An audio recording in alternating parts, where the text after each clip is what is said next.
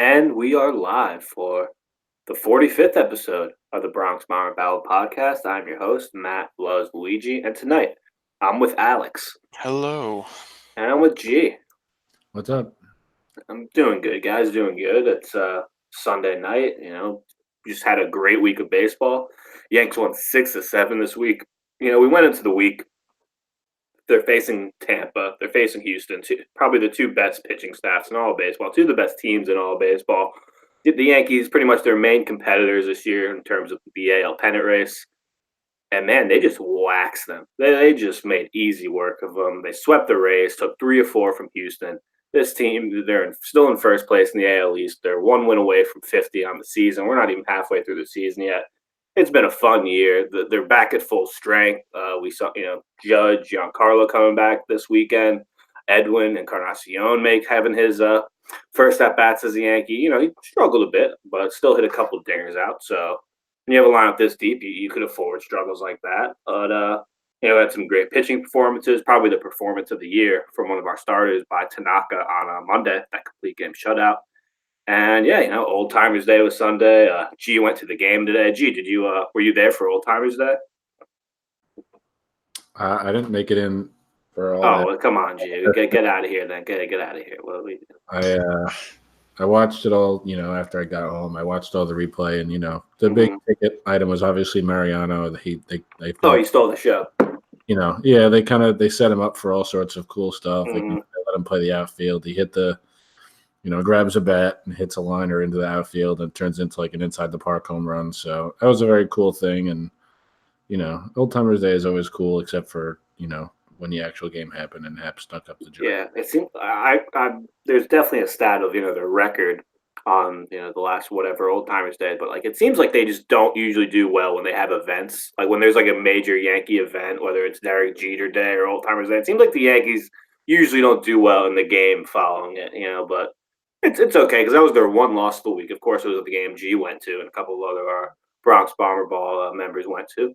But, yeah, it was a great week for the Yankees, man. Taking 6-7. They just, the Rays just didn't know what hit them. They just made easy work of Tampa. It was looking like that with Houston, too. But, you have Verlander versus Happ in a Sunday matinee matchup. I think you could already tell how that one went. But, Alex, what did you think of this week of Yankees baseball? What really caught your eye? So I basically came into this, on Monday, seeing the schedule, I'm like, okay, if they can go 4-3 this week, I'd be happy. If they can take 2 out of 3 from the Rays, split against the Astros, I'd be perfectly fine with that. Mm-hmm. And then Tanaka threw the shutout on Monday, which was awesome. And Great, that just really set the tone for the entire week. Exactly. Obviously that's hindsight, but just looking back and you go, wow, that really motivated just the team. set the tone. And they did win the last 2. I think winning the last 2 games against the White Sox series was really huge too, because that also helped them go into this week with momentum. I think if they didn't have that momentum going in, Tanaka still probably pitched great, but it might have been a lot closer. But overall, I think Tanaka's outing and just the whole week in general was awesome. It ended on a sour note, which I feel like a lot of pods we do, and we say that they'll win 6 in a row. We lost by 10. Well, they lost today, but they still did well. It's we're recording out minutes after the 50-0 Yankees loss. But they still won 25-0 yesterday. They won the series, but that was just the worst baseball game I've ever watched. So, exactly. But yeah, overall, it's just this week was awesome. Having everyone come back was awesome. It was a great week to be a Yankees fan. Yeah, the name of this episode is finally at full strength, and then in parentheses, close enough. Because, obviously Betances and Sevy and, a couple guys here and there still aren't back. But, it feels like we're back at full strength now, right? Judge and Stanton both coming back in the same week. Encarnacion making his – if I'm remembering correctly, Encarnacion made his debut Monday. Stanton was Tuesday, and then Judge was Friday, if I'm correct? Yeah, so slowly but surely, almost one each day came back and made their debut. But, yeah, man, let's just, before we get into any of these games, this lineup is just it really is unbelievable. When you talk about full strength, this Yankee lineup, I usually don't like to speak an exaggeration, oh, this is the best lineup ever, but fully healthy, this lineup is legitimately one of the best lineups in baseball history. Like you're telling me that just think of this. If you had to rank these hitters 1 through 9, right? Like rank these hitters 1 through 9, the Yankee lineup, right? If you have Stanton, Hicks, and Judge in the outfield, Voit, Glaber, Didi, and let's just put DJ at third, Gary behind the plate, Encarnacion as your DH. Like, who are the 2, 3 quote unquote least talented? I don't want to say worse hitters because they're all really good hitters, but who would you rank towards the bottom? It's really it's going to pain you to rank like guys like Didi and Hicks and even maybe Glaber like 7, 8, and 9, right? But that's what this lineup is. That's how good they are. There's not a weak spot in it. Yeah, definitely.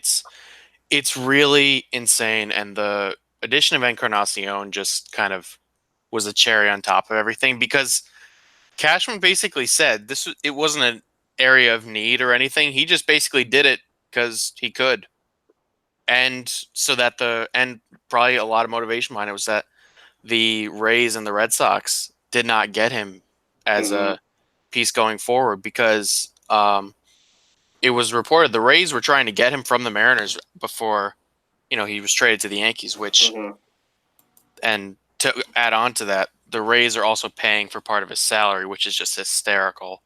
And the Rays really could have used him more than the Yankees because the Rays, exactly. I mean, adding a guy like Encarnacion to that Rays lineup, who the Rays have probably the best pitching in baseball, but their offense has struggled a bit. Their offense has had some good games. They scored 8 runs against the A's today, but overall, it's not. They don't have a lot of big bats. They don't have a lot of guys. They really their offense cannot even come close to competing with the Yankees' offense. Their strength is their pitching. This lineup, just thinking back, the Yankees have been mostly a pretty good team the last several years, but thinking back to obviously what the last great Yankee team, they won the World Series in 2009. That lineup was really good, but it was definitely top heavy. Like you had A-Rod and Jeter and Cano and Teixeira, but this lineup is so much deeper than that. Those guys you had, Gardy before he was an everyday player. You had Melky Cabrera. You had Johnny Damon near the end of his career. This lineup is, Judge, Stanton, who is a league MVP. Judge is a league, MVP candidate. Edwin Encarnacion, only player the last 7 years to hit 30 home runs each of those years. The fact that you would have Didi, who hits 270, 280, can hit 30 home runs, batting 7th. Or you had Hicks, who last season hit 260 with almost 30 home runs, plays Gold Glove center field. It's just an embarrassment of riches. I think it's funny that you'd say Cashman got him just because sometimes you walk into a store and see something and you're just hey, that's a stupidly low price, so I'm just gonna buy it. Yeah, exactly. You see something you go into a store, see a clearance aisle with something really cool on it, and you're like, "Oh, I'm going to get that." That's basically what he did. Wait, you'll give me this for this pack of gum that's been in my car for 2 weeks that I haven't touched? Sure, because the prospect the Yankees traded for to see back to Seattle. Technically, he could turn out to be a great pitcher. He could be phenomenal, but. That's it. That's all it took. A single A pitch, an 18, 19-year-old pitcher. That's all it took for a guy that has 21 home runs at the time. Led the AL home runs. And the Mariners are also paying part of Encarnacion's salary too. It's not like the Yankees are paying the whole salary. I think he's a team option after this year. So obviously, still a long way away. Who knows how things goes? But we could have this dude for this year and next year. And he's 36, so. He's still got some good years left in him, especially as a DH. But he played some really good first base this week, right? I forget what game it was. It probably was Saturday. I think it was Friday, actually. He made some really nice plays. And so did Voit when he was playing first this week against the Astros. But that's the thing that I'm a little bit annoyed about when people say oh, Cashman, right? They're only going to hit home runs and blah blah blah. I'm yeah, well, home runs are pretty good. One, home runs are fun, so. And you're really going to say no to people hitting home runs? Really? No, why would you? But, Edwin can play first base. He made some nice plays. It just gives you more flexibility, right? Be as much as Manny Machado is great, Manny Machado for 10 years or DJ LeMahieu for 2 years and $25 million, right? He can play 4 different positions.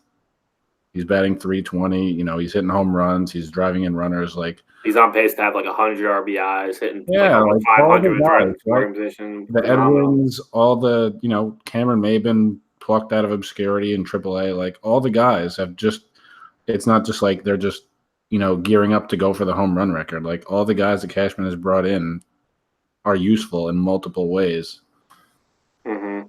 Yeah. I was looking at LeMahieu's stats, I think, like yesterday, and the thing that caught me is I thought to myself, and it makes sense when you hit you're hitting 480 with runners in scoring position, you're going to get RBIs. But I said to myself, man, he could easily end up with 100 RBIs this year. You guys right? want to know You guys want to know a fun fact about DJ? Absolutely. He has 51 RBIs this year. His career high is 66. Yeah, I'm telling you, like he's on pace right now for over 100 RBIs in the Yeah. season. Like just Look, imagine his stat line like 315. I don't know, he could go on a little home run tear. Like he hit 3 this week, but let's say he ends up with like 19 homers, right? 310, 19 homers, and just does 110 RBIs, or just like with close Gold to the Glove league. defense. Yeah, it's man. Like Sterling said it on the radio today. Like, nothing he does like amazes you anymore. Like everything he does, No. you're like, yeah, like That's this DJ. dude this dude just does whatever, Like you went get off to the the game point, with a hit. like if there's say runners on first and second and 2 outs, and DJ like pops out, you're kind of disappointed he didn't come through because that's what we've been so accustomed to this year. Yeah, it really is just ridiculous. We're at the end of June, and the dude's like it's still just like what 30 of 62 for runners in scoring. It's insane. Mm-hmm. It really is insane. Like it makes me laugh to be like, you think back about some like the random utility players the Yankees have had in recent years, like a Jason Nix or Torres. Yeah, like Ronald Torres, where Sterling would go on the radio and be like, "Oh, every single day, this guy makes a play. He impacts the game. Sterling loved Torres. He's a baseball player, that sort of stuff." I'm like, yeah, well, DJ LeMahieu actually does that stuff. Like he actually does impact the game just about every day. Like, I almost want to like slap myself for when we signed him. Like I just wasn't that excited. I was like, all right, LeMahieu, whatever. Like we're not getting Machado, but like I had friends and there were people online that I saw for the most part that were very excited we got him. Like, yo, this guy won a fucking batting title. This guy is a really good He's a Gold Glove winner. This guy's a really good all around player, and we kind of just picked him up right for a couple years and. I don't know what we would have done without him, like in the first couple months of the season, and still, even to this point, like he's with all the home run, because look, it is a thing where hey, you're gonna have days with all these home run hitters that a great pitcher like Verlander, whoever is gonna just shut them down and just make them swing and miss a whole lot. But that's why you need guys like DJ and Urshela and even guys like Judge and Voit who are part of those home run hitters. But I feel like Judge and Voit are two of the best guys at working the count, seeing pitches, getting on base. Like no matter, I always say this about Judge, like no matter how much Judge will be struggling, he seems to always get on base. He seems to always make plays. Like that play Judge made Saturday night, like that throw, that Judge has made a lot of great throws. Like I think that one's probably like top 5. I mean, that was just a perfect throw. It was just a strike. It's funny because they always comment about it on the telecast anyway, but like his first at bat on Friday, he went to a full count.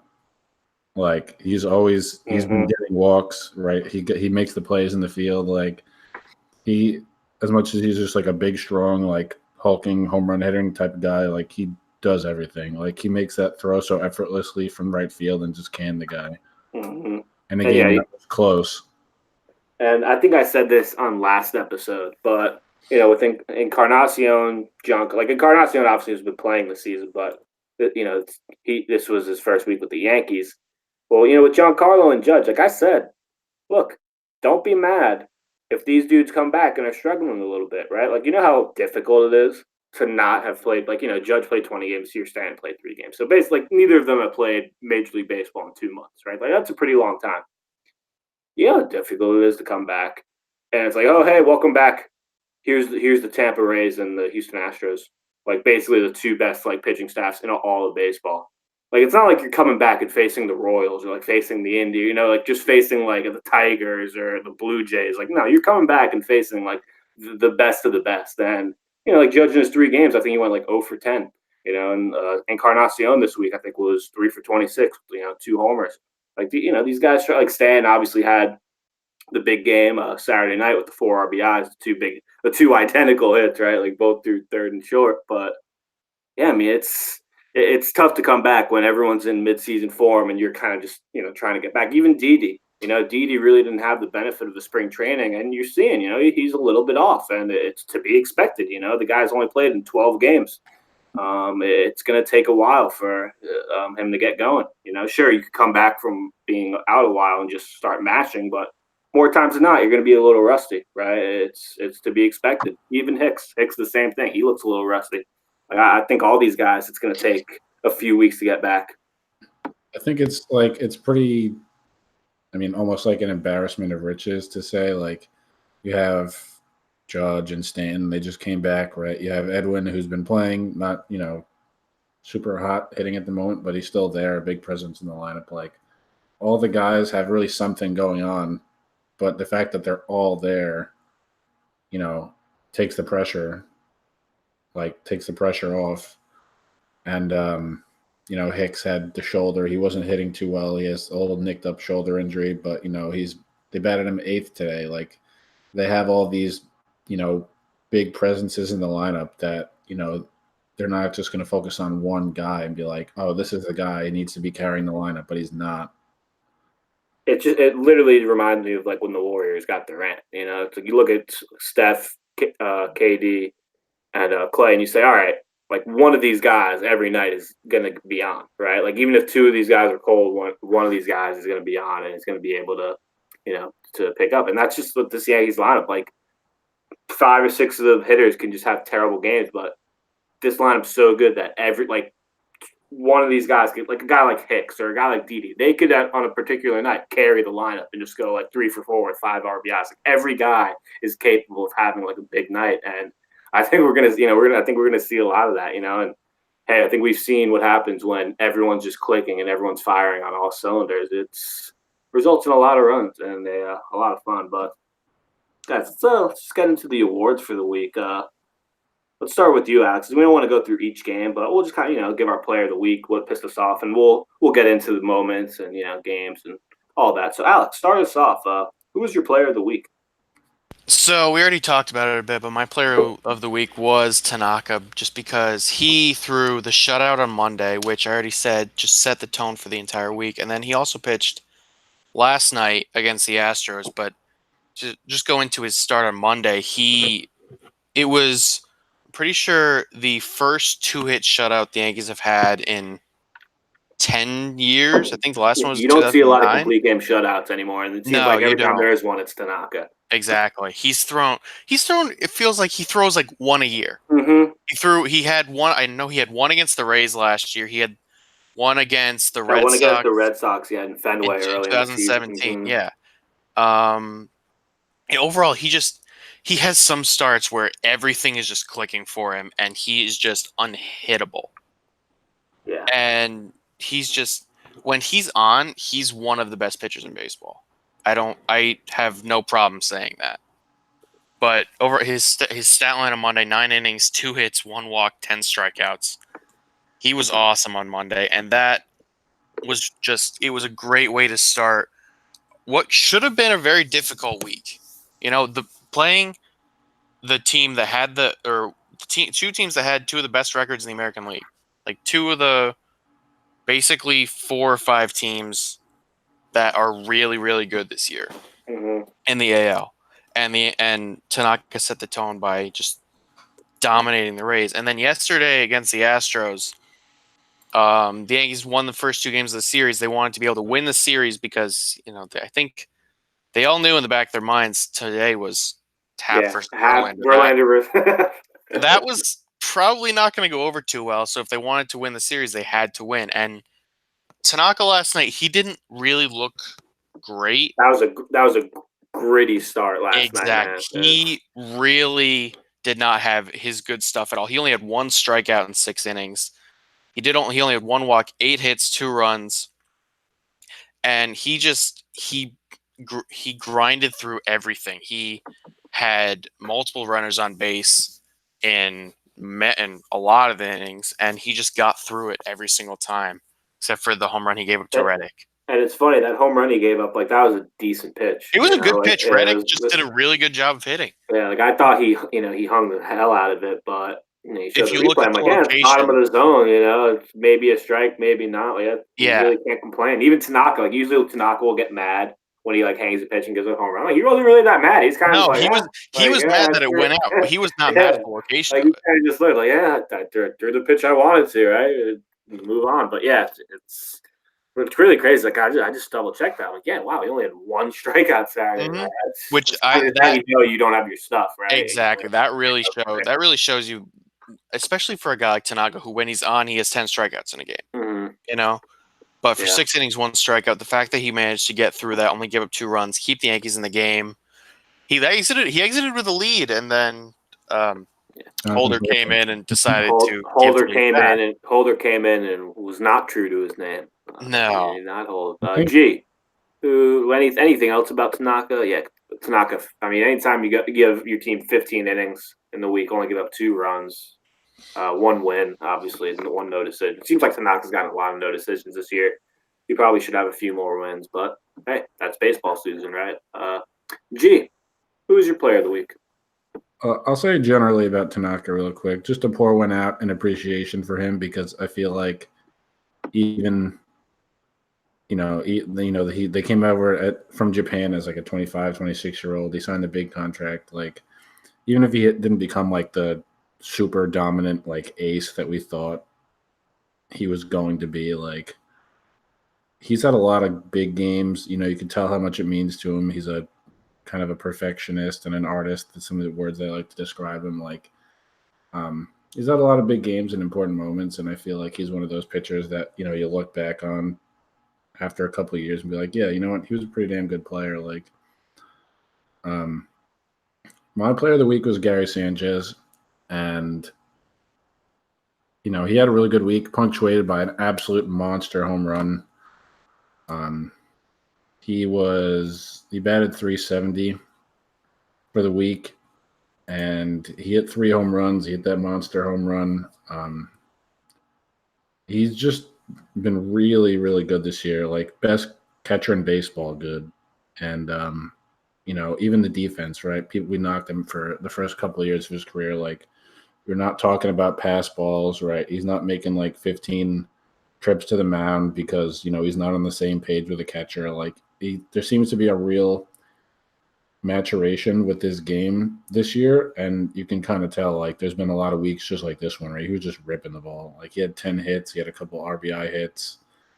He didn't strike out a ton. Like, he's just been such a force at the plate, and he had a really good week.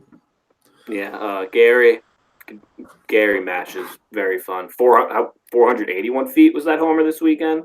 Yeah, that was 481. Pimped the hell out of it. Mhm. Love a That was awesome. Gary is always good for that. Why does he always just pimp the hell out of home runs against Houston, man?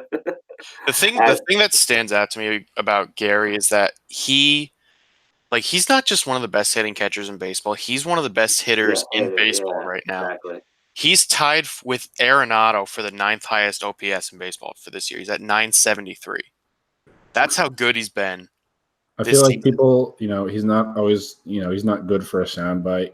He's not like, brash and, outgoing in that way. Like, he just mashes the ball. Like, he just hits bombs. Every single home run basically has it either been like a laser beam, which he totally squared up, or just an absolute bomb. Like, people like, kind of talk about those guys less, the guys that aren't good for those sound bites, but he's just been just wrecking the ball all year.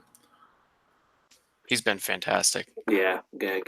And one thing about him that really is not talked about enough is that his defense has been. Mm-hmm. I mentioned it early in the season. No one wanted to listen. They're like, "Nah, he's still." I'm like, I don't know, man. Exactly. I've seen signs of improvement, like little by little. Has anyone complained about Sanchez's defense like at all this year? On Munson Twitter, yes. You can make a pretty good argument that Romine has been worse on defense, but Romine is worse than Gary on defense, and I will stand by that. Yeah, Romine definitely hasn't had a good defensive year. Bad timing, since he literally hit a home run off of a guy with an 081 ERA yesterday, but Mine has he's a still bad. striking percentage of like 280. Wow, Alex going full heel there. That's love to see it. That's what I'm here for. Yeah, so my player of the week is who else? It's DJ LeMahieu. Who Spoiler else? alert: it's DJ LeMahieu had another very good week of baseball. DJ LeMahieu is good at baseball. 10 for 23, 3 homers, 10 RBIs, 10 runs scored. Just playing, making nice plays, playing second, playing third. He's been the team MVP. It's most of the reason he's been the team MVP is because he's been healthy all year, right? That's kind of like if the only guys who could be team MVPs are the guys who are healthy all year. It literally comes down to like DJ and Gio and maybe Gary, even though Gary was out for like a week or two. Because like really, he's just been there all year. He's been just consistently getting hits, consistently making plays in the field. He can't get like Sterling said. Like I said it earlier, nothing he does surprises you anymore. Like everything he does, you're like, yep. Like, oh, lead off hitting on Verlander today. Why not? Oh, like we're down 9-0, 3-run homer. Well, why not? Like, obviously, it turned out to not matter. Still lost 9-4, but I mean, he's just that guy. He's just the catalyst of this team, and I'm so glad with DJ's in our life. It's great. He definitely deserves to be an all-star. By the way, no doubt in my mind. Tom Listella, you're not as good as DJ LeMahieu. No way. It's not even a competition in my mind. Speaking of players of the week, honorable mention for Gleyber Torres, who's doing really ridiculous things for a 20-year-old. Mm-hmm. Him and Gary shout out home runs together in 3 consecutive games. And then we're promptly benched, but what are you gonna do? Yankees, and then the Yankees still won. They still won, but it definitely was Yankees. what if they got 4 straight, right? What if they hit 10 straight? What if they never stopped hitting home runs? 55 straight. Yeah. What if they never stopped hitting home runs? What if every single at bat for the rest of the year they hit home runs? We'll never Aaron know. Boone's teasing us right now. He's trying. You thought you were going to get the full A lineup Sunday afternoon, Old Timers Day. Like he's just stringing us along. He hasn't given us the whole lineup yet. We talk about players of the week, guys who did well this week. Just wanted to show like I said earlier, it's going to take time for a lot of these guys to get back and full strength. Didi did not have a good week. He was 2 for 24 on the week. Hicks was 3 of 19. Encarnacion, like I mentioned earlier, he was 3 of 26. Stanton 5 of 17. 4 RBI. So he Stanton was decent. Judge 0 for 10. Still scored 2 runs, but yeah, you guys struggle. It's really crazy, like that. That many significant hitters are struggling, and yet, we still won 6 of 7. Right? We were still scoring a decent amount of runs most of these games. So, just shows you how deep this lineup is. Shows you how the team just doesn't rely, no matter how good most of these guys are. Like you got Judge, Gary, all these top guys. This lineup doesn't rely on anyone. Right? They just keep going, and that's why I love this team. So the stat I wanted to mention, I'm on Katie Sharp's Twitter right now. Basically the Yankees, the unofficial Yankee stat girl. The Yankees now have homered in 26 straight games. That's their own record. They broke their own record, and I think they're one shy of tying the all-time MLB record. So, guys, wait, guys, aren't home runs bad? Aren't home runs shouldn't the Yankees stop hitting home runs? They have to stop hitting home runs. Hitting home runs is bad. Representing Munson Twitter. Honestly, I just get such a kick out of people complaining about home runs. So it's like, look, man, I know, we'll say, it looks like these guys are swinging for the fences, but for the most part, these guys, they're professional hitters. They're not just trying to hit a home run most of the time. Some of the time they are, for sure. But for the most part, especially when you guys have guys like LeMahieu and Urshela and just good all-around hitters in your lineup, it's home runs will come, but man, I just can't get over this whole phenomenon of people complaining about home runs. It boggles my mind. There was one year of his career, Yogi Berra, in 650 plus at bats, struck out only 12 times.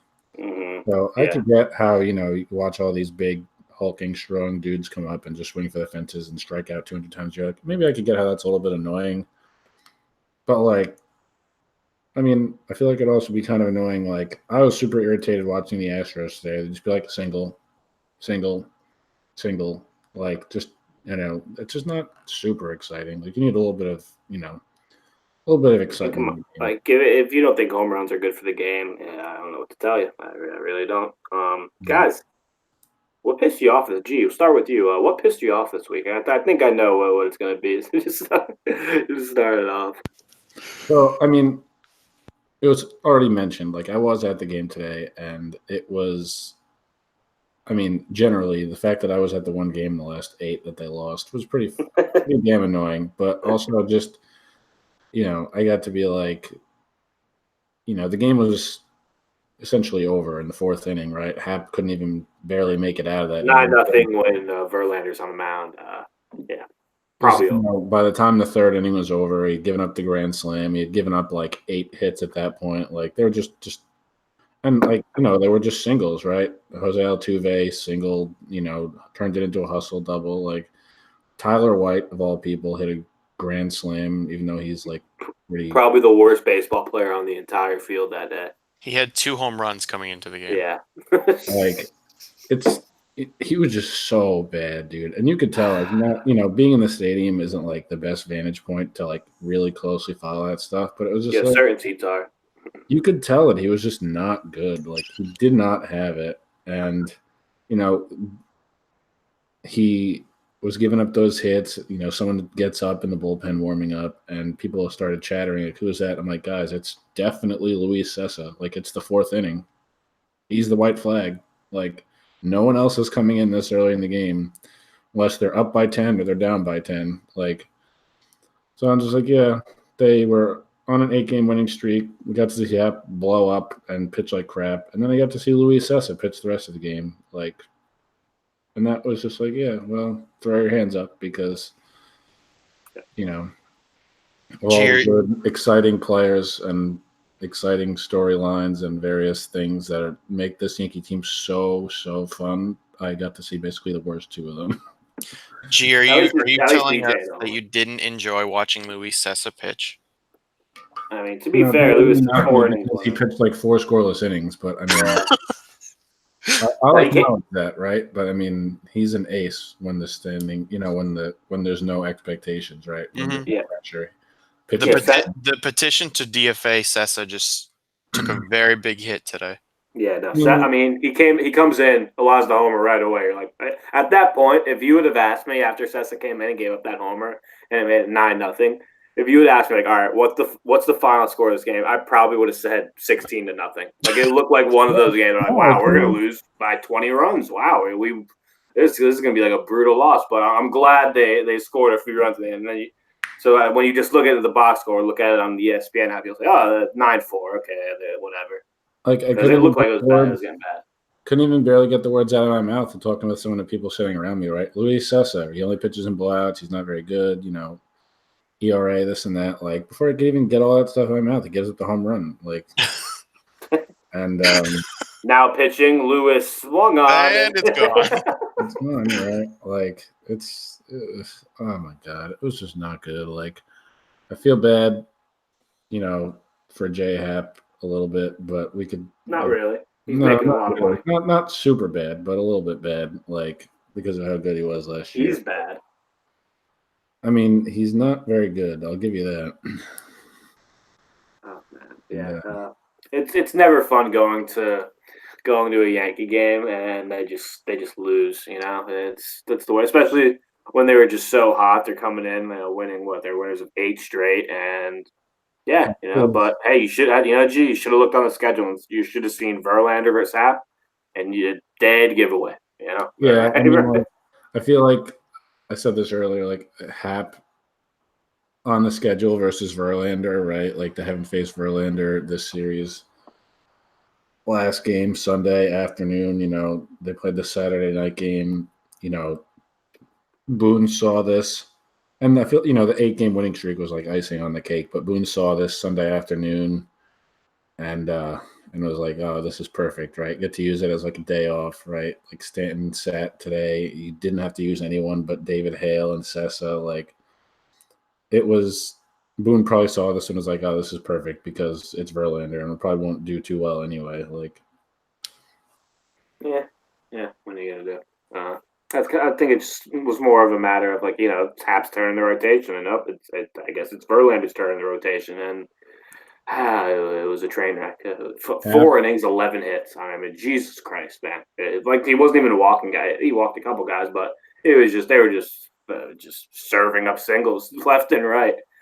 Happ Oh really man! is heading for that like Sonny Gray treatment, right? He'll Oh pitch yeah. to the end of the season, and then they'll just have him in the bullpen, right? Like when your choices are have CC throw like 4 or 5 okay innings, or have Happ and you don't know what the hell he's going to do, or like Domingo Herman making his first postseason starts, like, and you choose the latter as opposed to like a pitcher who's been in the league for a decade, then you're really just it's not a good look as to your performance. No, it's not. Well, Alex, what pissed you off this week? So I'm gonna preface this by saying this is gonna trigger probably about Oh half man, of Twitter. I'm already mad. What really got to me this week was everyone's outcries to trade Stanton We after he should came trade that back. guy. Yeah, man, I think we should trade him. Oh, What were you okay. saying? Yeah, So go on, Alex. I quit the pod now for saying that. How quickly they forget. Yeah. Stanton didn't play for 2 months and then all of a sudden comes out and doesn't exactly do well for a couple games. He sucks against And the best. Oh wait, against the team with even like the best ERA in baseball. You yeah, mean? and then yesterday he comes out and gets two-run singles that both were at the time the games were tied and gave the Yankees a lead. And One was with 2 outs, big tie yeah, game. and they were still, and people on Twitter were still making excuses for why Stanton still needs to be traded. And I saw so many people saying Stanton needs to be traded. We need to get rid of Stanton. Stanton is gonna make this team worse, and it makes no sense to me. Like, this guy hit 59 home runs in playing half his home games in a Marlins stadium that is awful in every sense. And they want to trade him just because he, he struck out against Craig Kimbrell in Game 4 of the ALDS last year. He hit Yeah, 38 home runs last year, and still everyone in saying, a "Oh, quote unquote off year. they're A barren garbage. year. They're garbage time home runs. They're still home runs." Maybe he didn't come through at Maybe more one guys should hit specific 38 time. garbage time home runs a year, Yeah, right? exactly. If we had to sign up for Stanton hitting 38 garbage time home runs in a year with 100 RBIs, I would take that every year. Mm-hmm. It's Yeah, just if he's the going to thing that gets average 38 home runs, right? Like maybe some years he gets 33, some years he gets 43. yeah. You'll take that. But the reasoning behind it, I think, is that he makes so much money, which is another thing I don't get, because it's not like the Yankees just went out and signed him to a 13-year, $325 million deal. The Marlins were the ones that signed him to it because they wanted him to be their franchise player and they wanted him to be on the team for the rest of his career. And then they sold their team, and Jeter just decided to get rid of him, and the Yankees Those took on the players, contract. those players, in a lot of cases, have hung around for a couple of years and got it traded, just like Exactly. like small market team can't afford it, blah blah blah. Like, the Marlins did get they got sold, and Jeter came in and just like got rid of absolutely everyone. So that expedited the Exactly. process, but like there was probably very little chance that he was going to stay there for that. Yeah. Way. And the Yankees just took advantage of that because they are a team that can deal with Stanton's contract. They can absorb that money, and that's why they didn't have to give up. They gave up just Starlin Castro and Jesus Guzman for him. That's why That's why they got Stanton for nothing, because they ate so much of the money, because they're the Yankees and they can do that. I don't know It's what you not guys are like talking about. We Stanton was. signed Stan. Oh Right? yeah, sorry, I Luigi, I don't forgot know about what you that. guys are talking about. But Stanton was not paid this much money to come through in every situation against playoff teams. He was signed. He's being paid this much money originally by the Marlins to be the Marlins franchise player. The Yankees just took advantage of that when Jeter wanted to, or not Jeter, just the Marlins in general wanted to trade him, and that's why he's making this much money. So I get the whole he's making this much money, he should come through, and Yankees fans are booing him when he strikes out. Because sometimes, yeah, he will have a really bad at bat where he just takes 2 pitches down the middle and then swings at one 10 feet out of the strike zone. But it's just really annoying to see all these people saying we need to trade Stanton, who, first of all, is very not tradable because of his contract. And it's annoying because it people are not thinking anything through at all, which is kind of a theme of Twitter. Hey, welcome to Twitter. welcome to Twitter. Exactly. Wow. People want to be mad, but like even the best hitters, right? Hitters are bat 300 still get out 7 out of 10 times. Like, when's the last time anyone in the modern era hit 59, almost 60 home runs? Like, that does not happen often. And people want to ship him out of town after, like, that happened. Yelich keeps playing in Milwaukee. It may happen sooner than later. That's very true. Maybe if they play 140 games a year over there. Yeah. Oh, man. Well, I guess it's my turn. I know this is a kind of tough one because the Yankees still won this game, but Boone, bullpen management, not good Saturday night. It's a 4-2 game, 7th inning. You bring in Holder. I think it was 8-9-1, I believe, due up for the Astros. He's facing like Bregman, he's facing Altuve, he's facing their best hitters, and what happens? He gives up a 3-run home run to Alvarez, who is a monster. I'm very scared of that guy, by the way. Yeah. Jonathan Holder.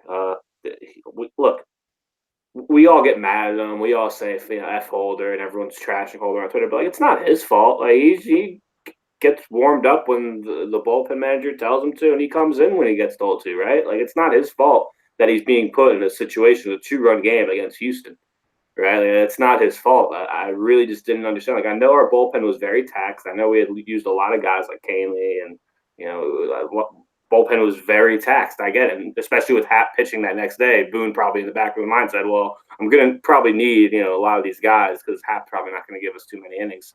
But man, Jonathan Holder in a 2-run game in the 7th against the Houston Astros just boggled my mind. And at the time, I said, "All right, I guess no one's available tonight." But then, Ottavino pitches the 8th.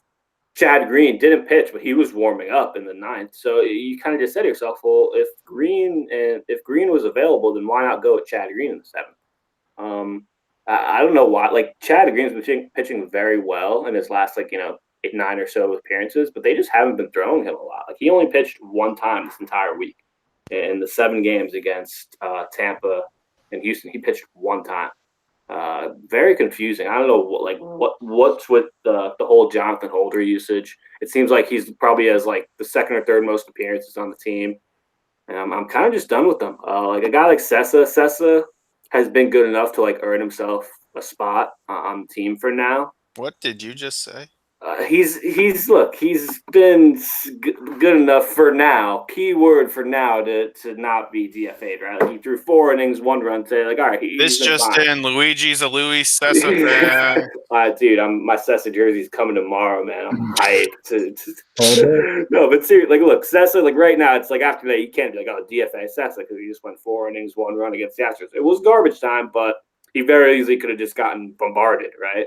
The Jonathan Holder, it's getting bad. It's been bad, and like Holder at this point is to a degree pretty much high usage. Luis Sessa, like Sessa pitches like once a week. Like Boone still uses Holder. Yeah, he definitely still uses him quite. He still uses him like he's pitching to like a 3-something ERA, and he has an ERA of almost 5.6. Like it's not good. Yeah, Holder has 30 appearances this year. Chapman has 31. Britton has 33. Ottavino and Canely both have 34. So it's like he's right up there, with all the the top 4 relievers in relief appearances. It's pretty scary. It's crazy with Holder. His whip is like if you look at his whip, like 1.29, like that's not great, but it's not terrible either. But man, he's just so bad, man. Like I was saying earlier, like he just throws. Like him and Happ both, like they have this issue where they try to they think they could just beat guys with their fastball. I'm like, look, when you're in the MLB and you're sitting in the low 90s, 91, 92 with your fastball, you can't beat guys with that. Like you can't challenge guys up in the zone with that. You got to paint the corners. You got to keep the ball down. And Jonathan Holder and J.A Happ just don't understand that. Holder just was getting all ballsy Saturday night trying to throw fastballs by Alvarez. And guess what? He porched one on you, because good hitters are going to mash 92-mile-per-hour fastballs every time. It's just the way it goes. Oh, man. Jonathan Holder. Very bad. Imagine he was on our bullpen trust list like multiple times this year. I don't know what the hell we were doing. I don't think I any of us mean, qualified. at the time, the bullpen was a train wreck, so we didn't It's really have true. anyone else. It's very true, but it still just boggles I my mean, mind. I can't really talk. I had Sessa on my trust list at one Yeah, point. that's a good point. That's a good point, Alex. What the hell are you doing? I was about to put Steven Tarpley on my trust list one week after he had like a nice outing against Cleveland. Right? Was that after Yeah, the save against the Indians? yeah, and then I think his next appearance, he allowed like 2 or 3 runs. I was like, oh, thank God I didn't do that. Yeah, and then he got sent down. Oh man. Some injury news and notes. Domingo Herman should be back next week. Should be a welcome sight. Ben Heller. There's a name we haven't heard in a while. He had his first rehab appearance today. I think he pitched like 2/3 of an inning. He'll hit a walk, a strikeout. But yeah, Ben Heller. Good to see him in games again. He's been out for a while. Yeah, Tommy John. Yeah. I mean, probably. Yeah, I mean, we might see him maybe in September, or August. I'd say the earliest we would see him is as a September call-up. Yeah, maybe just because see him for a few he didn't appearances. pitch at all last year. Mm-mm. He didn't. Nope. I don't think he pitched a lot in 2017. Don't quote me on that though. I'm going to quote Alex Weir. He did not pitch for 2017. Okay, thank you. No but yeah, I think the Yankees they're definitely going to want to play cautious with him because he's a guy they've valued very highly since they got him from the Indians. So they definitely are going to be very cautious with him, work him back slowly. He'll probably be in AAA or AA for a while, just so that they know, even once he's doing well, whether he can, sustain his success or something. Just to make sure that he's okay, his arm is fully back to normal, and then they may call him up in September. But yeah, I don't think he's going to make much of an impact on the team this year. He'll be on that Scranton shuttle later in the season where they just keep bringing guys up and down. That's fair. Yeah. Mm-hmm. Other injury news. Sucks to see Cameron Maben came up gimpy after scoring this weekend. He's placed on the IL. Nestor Cortez back up. I'm so gutted about me. When I saw him just like limping after he scored, I was just so bummed because he was just on fire. He hit a home run. What was it? 4 straight games he had a home run. He was like 8 of 15 on the week. The dude, he was just such an awesome story. The fact that he almost played. I think the Yankees were fully ready. If he was just average, if he wasn't doing that well this season, right? Just basically being a normal replacement level player, right? The Yankees probably would, he's DFA'd, right? Once Judge and Stanton come back, that's it. No one even thinks twice of it. But the fact that he just played so well and was just hitting so well, making plays, just being such a great clubhouse presence. I mean, he's awesome on Twitter, right? You see him tweeting. He's just been great. He's just been awesome. And it's almost I guess we're going with 13 position players and 12 pitchers because we can't get rid of this guy. He's been that good. And then just to see him get hurt, a few days later, it just really sucked. But hopefully he's not out for too long, right? Hopefully he's only out for a couple weeks. Good old Nestor Cortez, right? Chad Green and Nestor Cortez, name a better duo. I'll wait. Those guys have been phenomenal this year when Chad Green's been the opener and then Nestor comes in right after him. But yeah, sucks about Maben. I feel like that's basically another story this season, though. Yeah, absolutely. Guys doing great and then injury. Yeah, because look, I said on the last pod, look, just because all the guys are back now, that doesn't mean all right, the injuries are over. No more injuries. No, there's still gonna be guys getting hurt here and injuries there. Don't just stop. Exactly. Just because we had so many doesn't mean it's all right. Well, those are our injuries for the year. We got them all out of the way. That's it. Nothing else. You don't have a quota of injuries you need to get. Oh man, guys, you ready for our bullpen trust list? Oh, are we ever? Alex, start us off. Who's your top 5 this week? Okay, so number 1 is far and away Chapman. Yeah, and what a phenomenal year he's having, man. Oh, he's been so good this year. I'm to the point now where for the first time, probably since 2016, that I don't really feel nervous when Chapman comes in because he's been so good this year.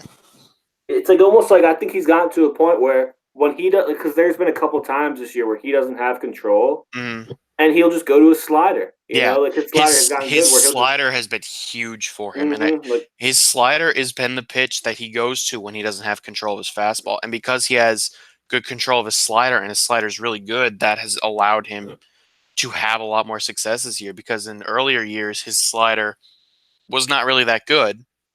And if he didn't have control of his fastball, he'd throw a slider, not have control of that, and then walk, two or three guys in an inning. And then throw like 5 to the backstop. Yeah, you know. Exactly.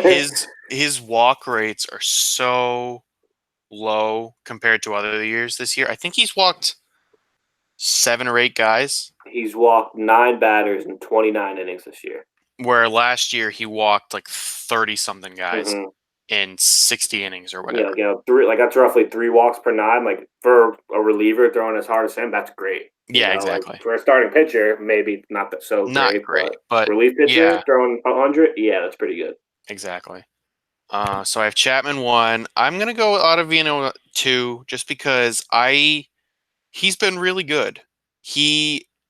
The very interesting stat from Katie Sharp is that this year batters are 0 for 15 with 11 strikeouts when Ottavino is facing a guy with runners in scoring position and 2 outs. That's just insane to me. That is insane. When like 11 out of 15 guys struck out. And struck out to end the inning with runners in scoring position and 2 outs. Like that is insane. So Ottavino, he will work himself into a lot of jams. He's a modern day David Robertson. 24 walks and 34 and a third inning this year. Yeah, that's not great. Insane. But outside of the walks, he's been really good. His stuff is just so fun to watch because he goes up there and just looks like he's throwing a wiffle ball. It's really fun to watch. So 3, I will have Britton. Mainly because the Yankees bullpen to me has been kind of shaky over the past few days. But they haven't been giving up runs. They've just been giving us high blood pressure. So Britton had a little dicey save Saturday night. Exactly. Britton had the bases loaded and the game ended with Judge catching a line drive off the bat of our good friend Tyler White, the legend himself. The legend himself.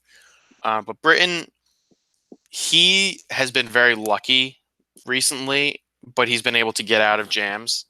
I feel like for a while, it seemed like every time he would come in, he'd give up a base runner and then a double play would be turned.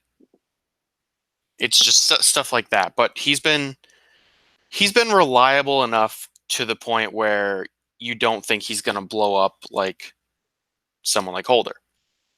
4th on the list, I'll put Canely just because he's been a little iffy lately. He's definitely cooled down. Like his ERA is back. Is right at 3. He's given up a couple home runs. I think hitters are starting to catch up to his fastball changeup combination, which when he's on, that's nasty. But when he's not on, he's literally just throwing a fastball and a changeup. You can sit on one, you have a 50-50 chance of hitting it or getting the pitch that you want. So he hasn't been bad, but he's got to find a way to be the Canely that we saw in 2017 and at the beginning of this year. And 5th, I'm going to go with Chad Green. Because it was to me kind of tied between Green and kind of Cortez because he's technically been a reliever. As they've been saying on the broadcast, he's the bulk guy. But Green as an opener has been phenomenal. He comes in, throws about 2 innings, especially the start he had against the Astros was really good. The one he had against the White Sox was really good. He's just been really good as an opener, and I think if this opener tactic just sticks for a while in MLB, which I don't think it will once Yankees get Severino back, But if this sticks for a while, Green has been really good in that spot. So Well, the Yankees, so they're 6-0 in games where they use an opener this year, right? yeah. And Green Pretty started, good. yeah. So I think Green he's, started 4 of them, right? At I least. think he started 5. Okay, yeah. Wow, I'm So wrong. What's new? I'm wrong. I think he started all of them. Wow, what's really, we're both wrong. What's new? okay. So we just suck. I don't know because I didn't. I thought he started all of them, but then I thought to myself, well, he wasn't. He was in AAA for a few weeks. So did the Yeah, Yankees have an opener during that time? Who knows? Who knows? guess not. But yeah, my bullpen trust list is Chapman, Ottavino, Britton, Canley, Green. Um. All right, I'll give my list. I have a little change this week, and like I Oh said, boy. one guy has better numbers, but I'm just going with feel. Fifth, I have Britton because he's been a little dicey lately. I don't like it. He's not striking a whole lot of guys out, which always worries me with relievers. Fourth, I have Chad Green because if you look at his numbers, his last 9 or so outings, I mean, he's just been old Chad Green, right? He's been doing great as an opener. He had that appearance against the White Sox last week where he struck out 6 batters and 2 innings. He's been really damn good. He deserves that 4 spot. I wish the Yankees would use him a bit more. I wish they would use him like they use Holder, but that's I'm not Aaron Boone or the Analytics team, so I don't have that power. 3, I'll go Canley, and like we said, Canley's been struggling a bit. He's giving up some runs here and there, but overall, I mean, look, Canley. When you talk about strikeouts, Canley has 43 strikeouts this year, 29 and third innings. I mean, he's 1.02 WHIP. Like his number, like a lot of his numbers, like other than ERA, are really damn good. And him and Ottavino has been our most utilized relievers this year. And man, coming into the year, I think this Ottavino having the year he's had isn't all that surprising. I think when we signed him for the money we expected this out of him. But Canley having the year he's having is pretty surprising. He wasn't really much of a factor last year. I don't think a lot of people didn't expect a whole lot from him. And hey, he's been there all year. He's been, like I just said, our most utilized reliever. And yeah, he's third on my bullpen trust list. How about that? And then look, 2 and 1. Obviously, this has been mine for pretty much the last month. Ottavino 2, Chapman 1. Both guys have been phenomenal.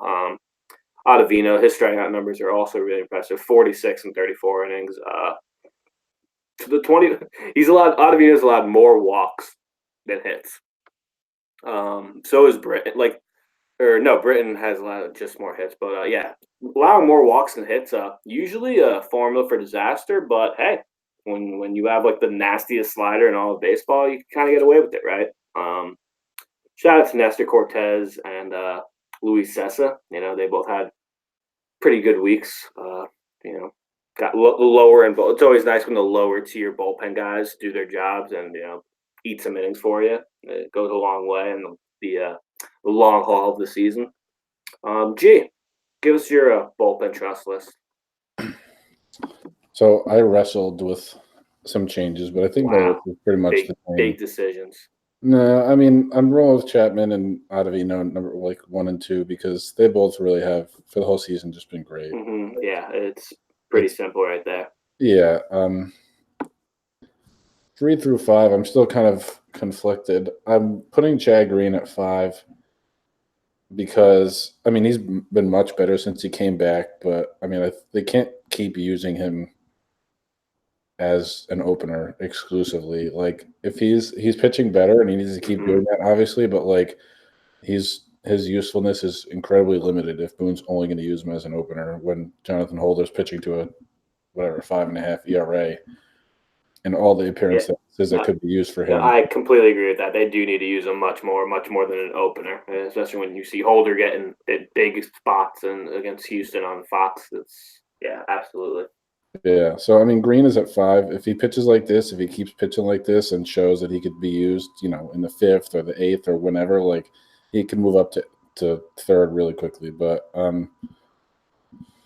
Canley and Britton are kind of tied for me at this point. I guess I'll probably put Canley at 3 and Britton at 4. Canley definitely isn't as dominant as he was early in the season. He's still mostly pitching pretty good. He's like a plus arm in the bullpen.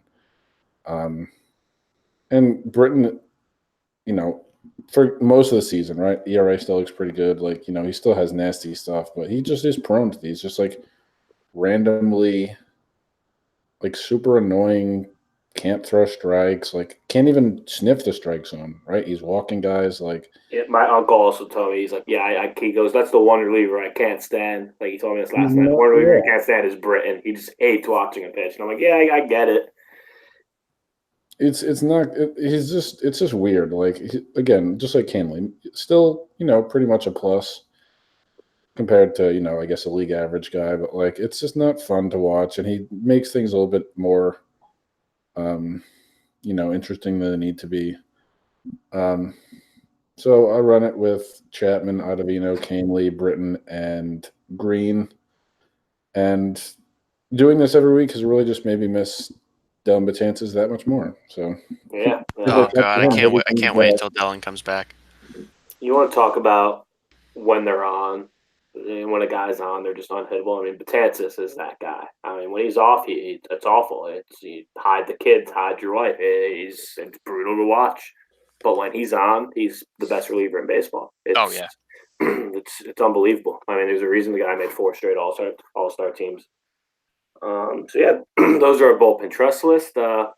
Also, my voice just like cut out for a second, and that reminded me that Michael K was like dying in the booth on Friday night.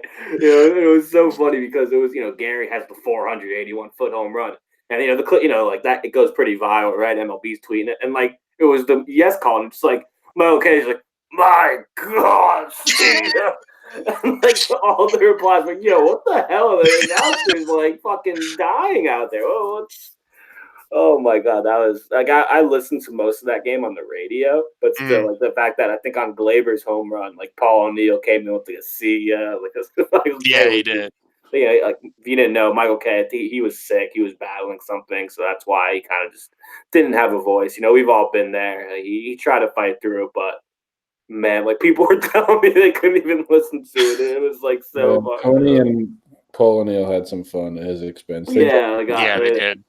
I mean, what other 2 guys would you want in there when K's feeling like that? It's just what works out too perfectly. But Tony and Paul O'Neill are just brilliant in general. But absolutely, I love the it's two the of them. A team. It's the A team when it's K, Paulie, and you just need Kenny in there.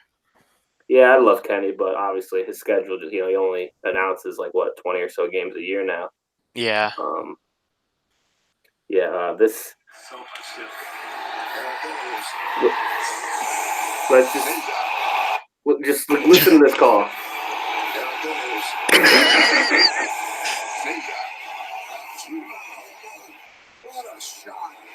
What a shot! He just goes, my God. Oh, God. Oh, poor Shout out to Kay for getting through that. Yeah. Man, like you just know, like in his mind, like, all right, let's just have a quiet game, nobody. He's like Gary hits the phone. He's like, fuck, that's gonna be all over. My call is gonna be all over the country. Like, God damn it. Oh man, it's classic. Guys, let's wrap up the show talking about this 3 game set against the Toronto Blue Jays, who just they beat the Red Sox 2 out of 3, right? Yes, they did. I would just like to give a shout out to the Red Sox bullpen because I was at the game yesterday, and the Red Sox bullpen blew the Saturday game, right? Yes, the Saturday game. The Red Sox bullpen blew a 6-0 lead against the Jays by essentially walking in the go-ahead runs. Basically they walked in a bunch of people, and then a single tied the game, and then they walked in the go-ahead runs and then lost to the Jays, who are the 3rd worst team in baseball. So, yeah, that was pretty fun to watch. Yeah, Red Sox bullpen not getting better anytime soon. It's pretty rough to have a team that has such a high payroll, and one of their areas of their team is such an incredibly glaring weakness. Like, it's not even you can't even spin it, right? Like the bullpen is really very bad. I mean, it's a liability. In their defense, though, fuck the Red Sox, but in their defense, like they definitely tried to improve. Like they wanted Ottavino. They tried to improve their bullpen this offseason, but they didn't anticipate it being this bad. They thought they'd be fine. Did I anyone don't other than blame the them. Red Sox think they'd be fine, though? Yeah, that's a good point. Anyone other than I don't blame them for not wanting to pay Kimbrel, but it's like I've said this. Like, man, Kimbrel wanted without $100 million yeah, for mhm. his decline years. And I don't his blame them yeah, for his not like paying half that that. absolutely not. But him not being there is just killing them. And Oh, yeah. I thought they'd pull the trigger on him, just After the sign him. draft. But I thought yeah, they would do it after the draft, and they didn't even try. nah. Well, hate to see it, but yeah, let's talk about this series preview against the Blue Jays. If the Yankees, well, this week, let's just preview the week real quick. It's 3 games at Yankee Stadium against the Blue Jays, and no baseball Thursday and Friday because the Yankees are going across the pond and they're going to London. Real quick, what are you guys' thoughts on that? I know a lot of people don't like it. A lot of people are mad. What do you think of the Yankees and Red Sox playing in London for 2 games? And by the way, both games will be home games for the Red Sox, so that kind of works in our favor, right? It's less games we have to play at Fenway this year. Yeah, I think it's really cool. I like if I was on the team, I would love it. I would think it'd be really cool to go over to London. I think the schedule is the thing that really doesn't work out in either team's favor, and I think MLB did a terrible job of making the schedule for that because they only get 1 day off after playing the series. They get 2 before, but yeah, They get only 2 one after. before, but then they get 1 day off after. They have Monday off, and then they go back to playing on Tuesday, which I think is awful. I think they should get at least 2 games. But overall, I think the idea of them playing in London is really cool and good for MLB and good for the Yankees and the Red Sox. And I don't understand why people don't like it at all because it's a fun thing. And why are we watching baseball? To have fun, you know? Yeah, I think it's good, expanding the game. I know baseball is like, it's a thing in London, right? Like people play baseball in London, but it's not a popular sport. It's nowhere near soccer or, like rugby or cricket. Like the UK baseball isn't in the top 3 or 4 in the UK like it is here. So it's good to expand the game. I think it is a little weird though how, like I was talking about how with football, football the NFL has gone to London and Europe in general for the last almost like 10 years now, and usually the games there, it's not like the 2 best teams facing off there, right? It's usually kind of just 2 obscure random teams, and you kind of just send the game over there. So Yeah. them having Yankees and Red Sox over there, it's the biggest rivalry in baseball. It's a big game.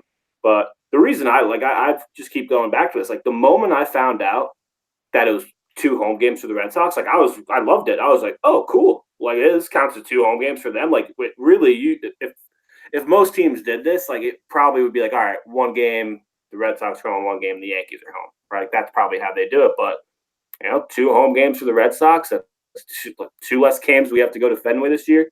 I think that works out in our favor, right? Yeah. I think it's really cool. I think when these things happen, like I feel like people, like you guys mentioned, like they get mad because like someone's team is losing a home game or they play at an obscure time. Like the NFL games that are overseas, they start at like 9 o'clock in the morning over here. And the games are at noon and 10 a.m. By the way. Yeah, like I think it's good for baseball to finally be doing this, and like they have the World Baseball Classic in terms of like global outreach and stuff. Like there's other countries playing it, but like I feel like baseball has kind of been lagging behind in efforts like this. And I mean, I've been over to London. Like it's a really cool place. Like there's a really strong sports culture, right? Going out to bars, watching games. Like it's not soccer, but I still think that when this is all wrapped up in a couple of days, that like it'll be really good for baseball. Agreed. Yeah, so let's just wrap up the show real quick. Talking about the Blue Jays. This is only our second series against the Blue Jays this year. First one at home too. Yeah, first one in Yankee Stadium. The first series of the year. Remember the Yankees lost 2 out of 3. They blew that one game where it was 11-7, where Vladdy Jr. hit the homer off Britton that was like on the ground. Yeah, so Yankees faced Blue Jays for 3 games. Like Alex said, Blue Jays have the 3rd worst record in all of baseball. But hey, they just did beat the Red Sox, So you never know with baseball. It's gonna be, it's gonna like I'm glad they're playing in London. I'm excited for that, but man, it's gonna suck that they don't have the game Thursday or Friday. Yeah. Like that's kind of like damn, because one off day, okay, that's one thing, but 2 off days in a row, man. It's like having a second All-Star break, but there's Yeah, it's earlier.